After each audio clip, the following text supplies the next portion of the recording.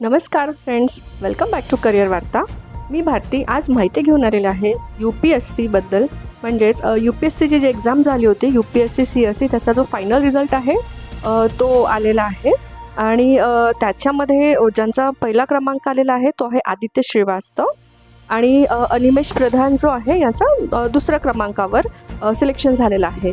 चला तर मग बघूया आणखी पुढे माहिती. आणि अशाच नवनवीन माहितीसाठी माझं चॅनलला सबस्क्राईब करा, माझे व्हिडिओज बघत चला आणि गरजू व्यक्तींना शेअर करत चला. तो सगळ्यात पहिले आदित्य श्रीवास्तव आणि अनिमेश प्रधान यांचे अभिनंदन. आणि बघूया आपण पुढे. सो UPSC म्हणजे सगळ्यांना माहीतच असेल, युनियन पब्लिक सर्व्हिस कमिशन.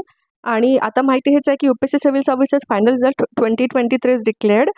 केंद्रीय लोकसेवा आयोगाचे निकाल जाहीर झाले असून आदित्य श्रीवास्तव देशात पहिला तर अनिमेश प्रधान देशात दुसरा आला आहे. गेल्या 2 परीक्षांमध्ये UPSCचे पहिले 3 क्रमांक मुलींनीच पटकावल्याचं दिसून आलं होतं.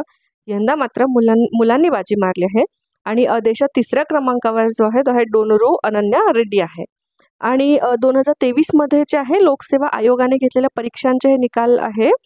आणि ते ज्याच्यावर आपण चेक करू शकतो ते आहे upsconline.nic.in किंवा upsc.gov.in या संकेतस्थळांवर जे आहे सविस्तर निकाल जो आहे तो पाहता येऊ शकतो आपल्याला.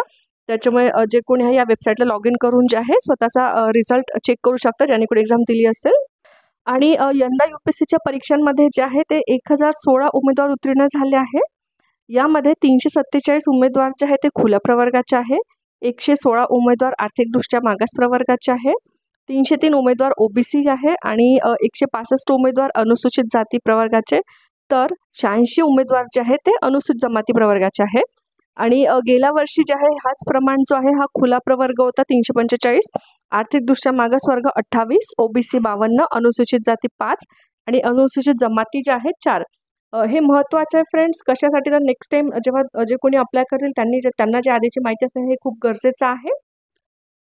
सो रिझल्ट कसा बघायचा आता UPSCचा ते बघा. upsc.gov.in वर जे आहे या वेबसाईटला लॉग इन करायचं. त्याच्यानंतर UPSC CSE रिझल्ट या लिंकवर क्लिक करायचं. त्यानंतर आपले जे लॉग इन डिटेल्स आहेत त्या तिथे एंटर करायच्या आणि तुमचा जो निकाल आहे तो स्क्रीनवर दिसू लागेल आहे. आणि रिझल्ट जो आहे तो डाउनलोड करण्याचा पण ऑप्शन तिथे अवेलेबल आहे. आणि सोबतच माहिती अशी आहे की IAS अर्थात भारतीय प्रशासकीय सेवा, IPS अर्थात भारतीय पोलीस सेवा आणि IFS अर्थात भारतीय परराष्ट्र सेवा गट अ आणि गट ब मधील इतर केंद्रीय सेवांसाठी जी आहे ही पदभरती करण्यात आलेली आहे. सो लक्षात आलं असेल इथे IAS, IPS आणि IFS जे आहे जे आता इथे नियुक्ती केली जाणार आहे.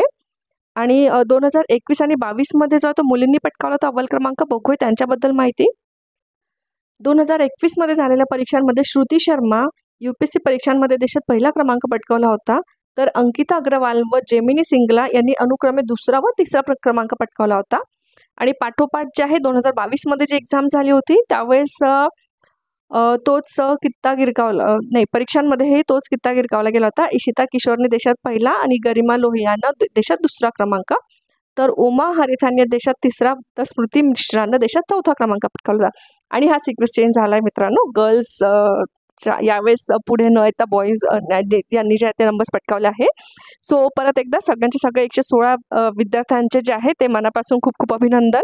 आणि जे कोणी आता पुढे अभ्यास करतात आहे कुठल्याही परीक्षाचे त्यांना खूप खूप शुभेच्छा, बेस्ट ऑफ लक आहे. आणि माझे चॅनल सबस्क्राईब करा, व्हिडिओ बघत चला आणि पुढे शेअर करत चला. परत भेटूया अशाच नवनवीन व्हिडिओमध्ये. थँक्यू.